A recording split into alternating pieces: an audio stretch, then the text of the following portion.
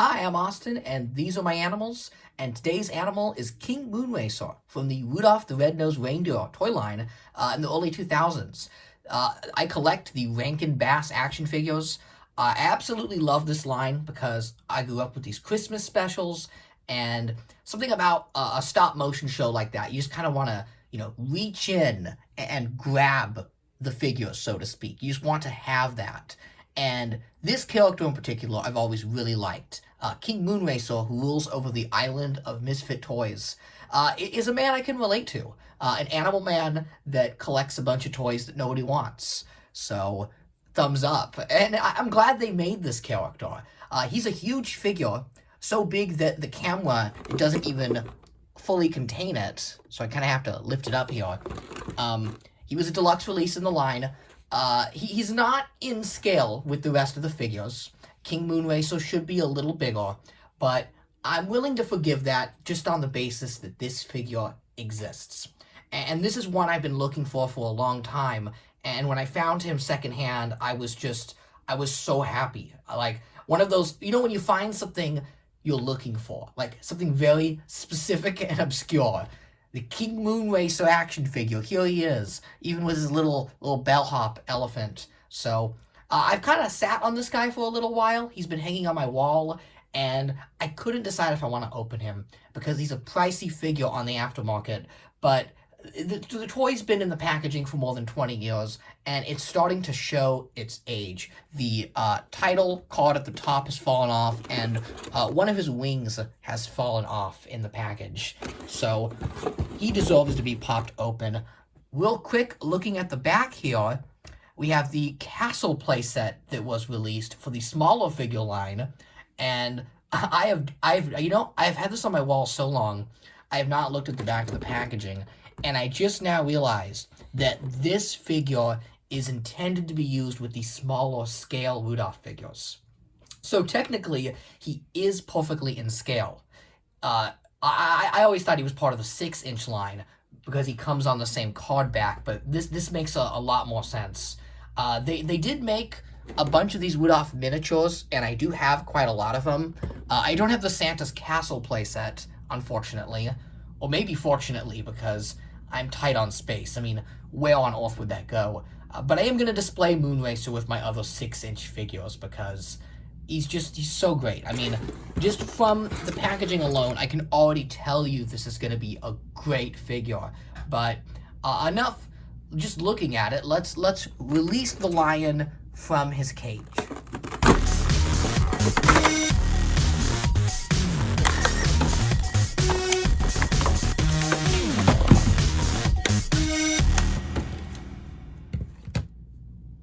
So here he is, and there were no twist ties holding this guy in place. The last Rudolph figure I opened had some pretty difficult twist ties. So I'm happy this guy popped out easily. Might explain why the wing fell off in package, but that's okay. It just popped right back on.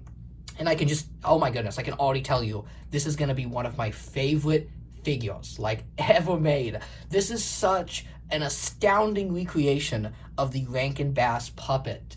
And the approach to this action figure is genius because it is a mixed media release. This is something I love seeing in toys. So the Rudolph the Red-Nosed Reindeer line has figures of different form factors. So in the last unboxing I did, which was the Jack-in-the-Box, he was a bendable figure, but he was included in the same line as this guy, who is a figure that uses multiple mediums. So his lion hair is real. It's actual, real fur, and the figure himself is flocked. I love flocked figures. I've been collecting calico critters, Sylvanian families, for a long time. If you follow this channel, I just think there's something about a flocked plastic figure that has a really unique feel. It's not quite a plush toy.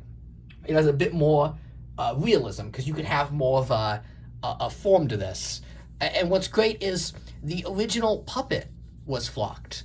And that's what he looks like. He looks more like a puppet than an action figure.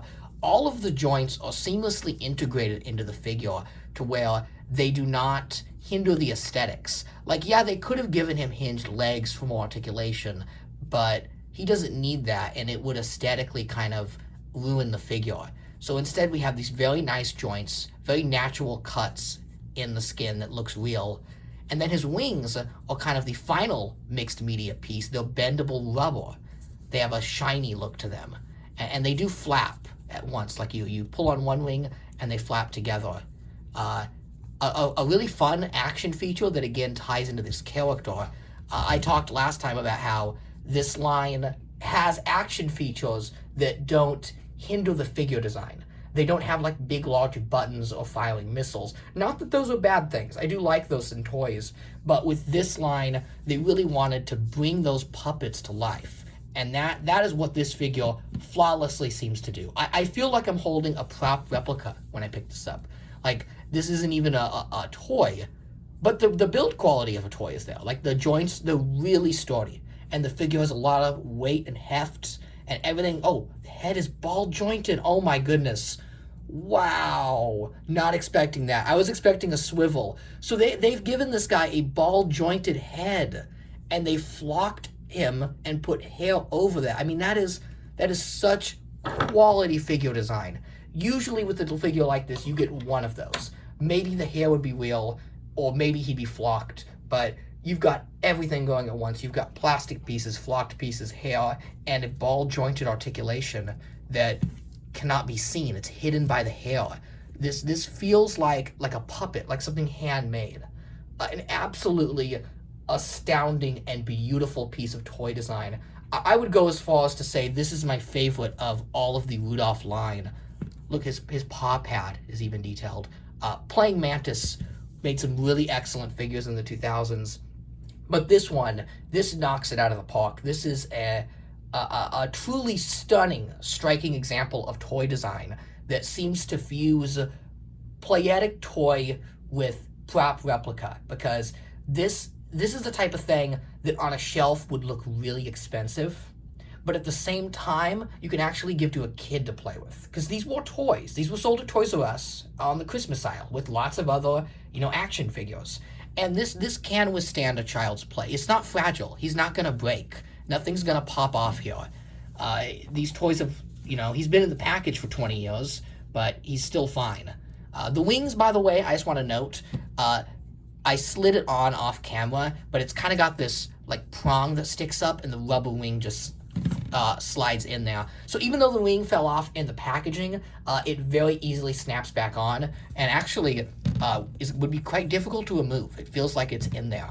So I have a feeling that was only the case with my sample where the wing was not put on in the packaging. But not a big deal because it's easily fixable.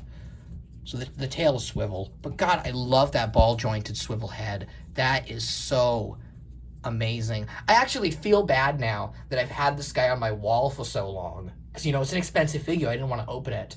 But this is the perfect example of a toy that looks so much better opened than on the card in order to really appreciate it. I'm going to have a lot of fun taking photos with this guy. He is so cool. I just need to get a comb that hair down. Oh, and you know what? I didn't even mention. He comes with the elephant bellhop. A nice little neat addition. I think like the Jack-in-the-Box, this should have been his own release. I'd love to have an articulated version of this guy, but I'm not going to complain about getting extra with this figure, because he didn't need an accessory. He could have just came like this, and it would still be a fantastic release. But with the guy, it just adds more value.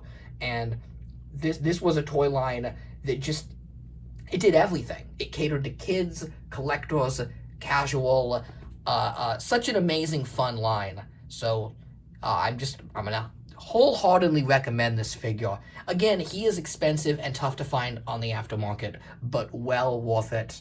And an absolute wonderful piece to my Christmas collection and all of my animals, because, he's not particularly Christmas. He could look good in any display. Heck, he would look great with like Prince John from Robin Hood. Maybe Prince John could ride him. That would be a fun photo. But yeah, awesome figure. Definitely one of my all-time favorites now.